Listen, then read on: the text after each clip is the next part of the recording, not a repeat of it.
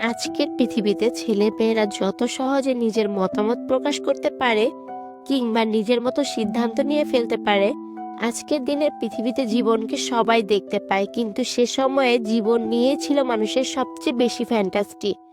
আর এই ফ্যান্টাস্টি জীবন হয়ে গেছে। তবে আজকাল দিনের এত সব আয়োজনে আমার খারাপ লাগে না। মানুষ বোধহয় এমনই চায়। মানুষ চায় বলেই তো চারদিকে এত কিছু। মানুষের জীবনের প্রয়োজনে অপ্রয়োজনে সবাই বেঁধে থাকতে চায়। একটা পাহাড় দুঃখ বুক নিয়ে আসাদের সাথে আমার দীর্ঘ জীবন কেটে যাচ্ছে। হয়তো এভাবেই কেটে যাবে একটা জীবন। এভাবেই একটা গোপন ভালোবাসা গোপনেই থেকে যাবে। বাকিটা জীবন এই ভালোবাসাটা বুকে নিয়ে চলবে। পৃথিবীতে কেউ জানতেই পারবে না একটা সুখী জীবনের আড়ালে একটা গভীর ক্ষতের দহন থাকে। আমার পুরো পৃথিবীটা অস্পষ্ট হয়ে গিয়েছিল। চোখের জলের ঘন কুয়াশায় আমি আমার জীবনকে আবছা দেখতে পেতাম। এই জীবন হয়ে যায় অর্থহীন এবং সময়ের অপচয়। তখন মনে হয় নুসুবা পেটে প্রায় 6 মাস। আমার শরীর ভীষণ রকম ভারী হতে শুরু হয়েছে। হাতে পায়ে অল্প অল্প পানি ও ফোলা দেখা যায়, আবার ঠিকও হয়ে যায়। তেমন ভালো কোনো ডাক্তারের পরামর্শ আমি পাইনি।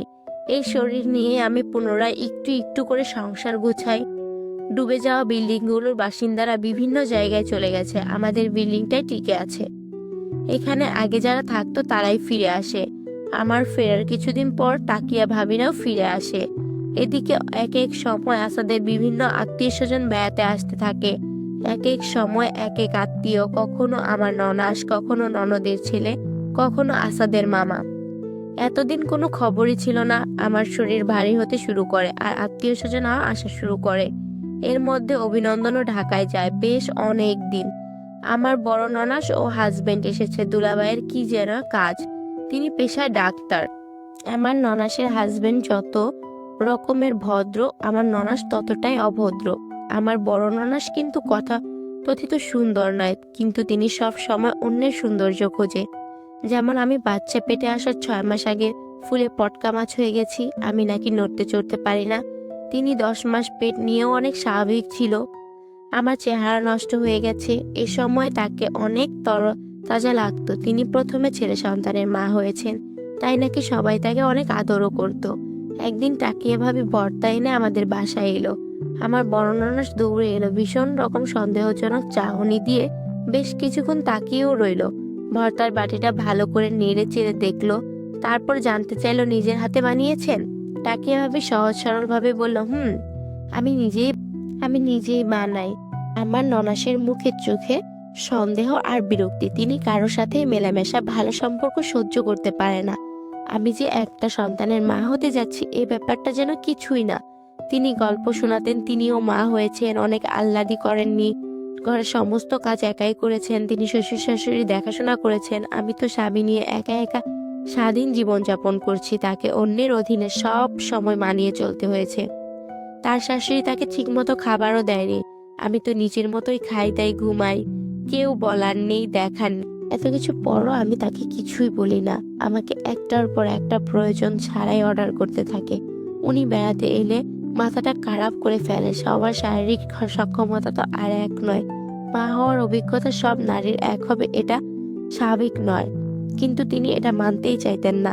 যেভাবেই হোক তাল গাছটা আমার, তাই যেভাবেই হোক আমাকে মানসিক নির্যাতন করাই এক ধরনের প্রবণতা। আমি শুধু না, আমার আশেপাশে যারা, তাদের সবাইকে সহ্য করতে পারতেন না।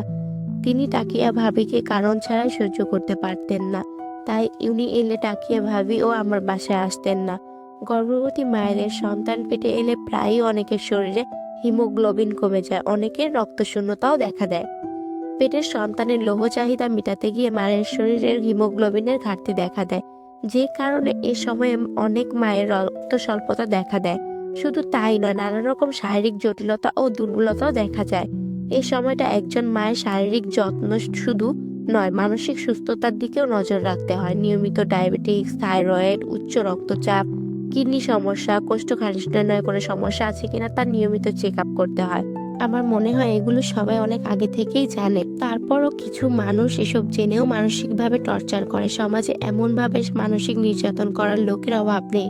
আমার ননাস যাওয়ার কিছুদিন পরই শ্বশুর শাশুড়ি আসেন। কি যে কষ্টের সে সব দিনগুলো।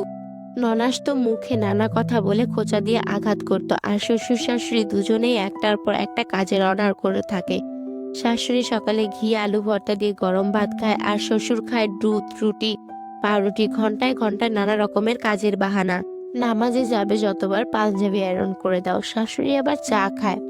শীতে গরমে 12 মাস উজু ও গোসলে গরম পানি লাগে। আসলে ঘরের মুরব্বীদের সেবা করা ফরজ কাজ, আমাদের সবারই গুরুত্বপূর্ণ দায়িত্ব। কিছু সময় বা পরিস্থিতি দেখা যায় বাসার গুরুজনেরা বাচ্চাদের মতো আচরণ করে, পুরো পরিস্থিতি বুঝেও যেন বুঝে না। আমি নির্বাক হয়ে সহ্য করে যাই। আমার মতো নানা রকম শারীরিক জটিলতা নিয়ে যে মানুষটা একটার পর একটা কাজ পারফেক্টলি করে, সেই জানে ভীষণ বেদনানায়ক। আমার ভাগ্য ভালো যে কাকতালীয় ভাবে শ্বশুর শাশুড়ি কিংবা ননাস যখন ছিল সে সময়টা অভিনন্দন ঢাকায় ছিল। আমার জীবনে এমন সব হাজারো সাংসারিক জটিলতা আর শরীর ও মনের কষ্ট ভুলে থাকার মন্ত্রই ছিল অভিনন্দন। জানি একটা অদৃশ্য অসম্ভব সম্পর্ক আমার মনে সব সময় ঘুরপাক খেত। সে সম্পর্কটা আমাকে নতুন করে বাঁচতেও অনুপ্রেরণা দিত। বেঁচে থাকার এই প্রতি তীব্র আকর্ষণ আমি না চাইলেও আমার ভেতরে উকি দিত। প্রথমবার বাচ্চা হওয়ার সময় অনেকেরই শারীরিক জটিলতা দেখা দেয়, আমারও কিছু জটিলতা দেখা দিয়েছিল। সে সময়টা অভিনন্দনের অবদান আজীবন মনে থাকবে। যাই হোক, মাঝে মাঝে মনে হয় এত কিছুর মধ্যে নুসুমা কেমনে বেঁচে থাকলো, কিভাবে সম্ভব হয়েছিল। পেটের মধ্যে থাকতে আমার উপর দিয়ে ঝড় বয়ে গেছে। অন্তঃসত্ত্বা থাকাকালীন পুরোটা সময় জুড়ে আমাকে দেখতে হয়েছে জীবনের কঠিন ও কালো অধ্যায়। মেয়েটা জন্মগতই অনেক ধৈর্য নিয়ে পৃথিবীতে এসেছে। আমার মাঝে মাঝে মনে হয়, আচ্ছা নুসুমা তো তখন পেটে ছিল, ও কি আমার আর অভিনন্দনের কথা জানে? আমার দগ্ধ হৃদয়ের আর্তনাদ, আমার হৃদয়ের অনবদ্য সুখানুভূতি, আমার হৃদয়ের গোপন গহীন অন্ধকার, আমার অব্যক্ত কষ্ট আর তীব্র যন্ত্রণার দংশন, তিলে তিলে শেষ হয়ে যাওয়া এক জীবনের গল্প, একান্ত গোপন ডায়েরি, কিংবা আমার একান্ত গোপন ও গভীর অলৌকিক জগৎ। জানি না, কেউ জানলে হয়তো আমাকে অপরাধী করা হবে। সামাজিক, ধর্মীয়, রাষ্ট্রীয় কিংবা আইনের নিয়মে আমার গোপন গল্পটা ভীষণ দোষী। কিন্তু ভালোবাসা যে অপ্রতিরোধ্য, ভালোবাসা যে অমীমাংসিত প্রশ্নের উত্তর, ভালোবাসা যে অদমনীয় অন্ধকার, হঠাৎ জোনাকির আগমন। সে ভালোবাসাকে অস্বীকার করে কি জীবন চলে? আসাদের সাথে আমার যে জীবন চলছে সেটা তো সমাজ নির্ধারিত জীবনের প্রয়োজন। যে জীবন আমাকে কোনো স্বপ্ন দেখায় না, যে জীবন আমাকে আলোড়ন করে না, যে জীবন আমার মনকে স্পর্শ করে না, আমাকে এগিয়ে যেতে গতিশীল করে না, যে জীবন থেকে যন্ত্রণার অভিজ্ঞতা ছাড়া আর কিছুই নেই। হ্যালো বন্ধুরা, এই ভিডিওটা আমি তোমাদের জন্যই করেছি। আমার ভয়েস অনেক খারাপ হয়ে গেছে কারণ অনেক ঠান্ডা লেগেছে। তোমরা এটাকে ইগনোর করো, লাইক কমেন্ট ও শেয়ার করে আমাদের পাশে থেকো। আল্লাহ হাফেজ।